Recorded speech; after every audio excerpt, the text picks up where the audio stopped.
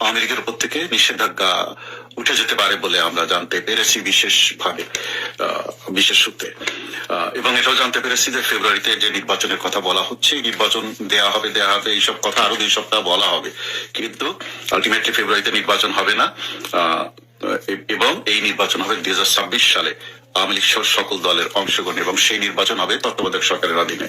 এই মাসেই ফিরে আসছেন জননেত্রী শেখ হাসিনা, তিনি প্রধানমন্ত্রী হিসেবেই ফিরবেন, এবং বাকি পরিস্থিতি আপনারা কয়েকদিনের মধ্যেই জানতে পারবেন।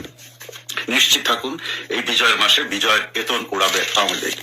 আপনারা জানেন যে যদি ফেব্রুয়ারিতে নির্বাচন হয় আওয়ামী লীগকে বাদ দিয়ে, তাহলে সাংঘাতিক ভাবে ব্লাড শেড ঘটবে, রক্তের বন্যা বয়ে যাবে। এটা আন্তর্জাতিক বিশ্ব সবাই বুঝতে পেরেছে, এবং তারা এই ভাবে নির্বাচন হতে দেবে না, এই জন্য তারা ঐক্যবদ্ধ হয়েছে।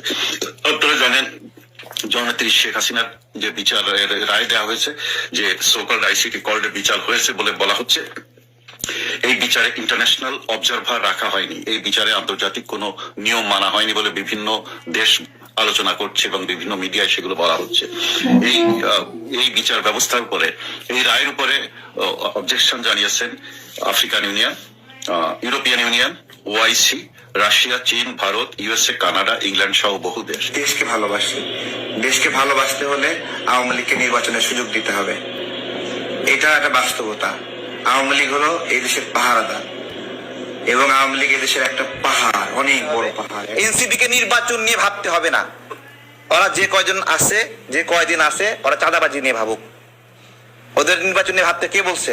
ওদের জুলাই সনদ নিয়ে ভাবতে হবে না। জুলাই সনদ নিয়ে জুলাই যারা হাত পাহারা আছে তারা ভাববে, ওদের এত ভাবনা চিন্তা করা লাগবে না। ওরা যা যা প্যাস লাগাচ্ছে এগুলো সব ক্ষমতা কেন্দ্রিক। 2টা আসন দিলে মুখে হাড্ডি গুজাই দিবেন, দেবের সুসুর করে মাথা নিচু করে চলে গেছে। তো এগুলো বিষয়ে, নির্বাচন বিষয়ে ষড়যন্ত্র হচ্ছে, আমাদের সতর্ক থাকতে হবে।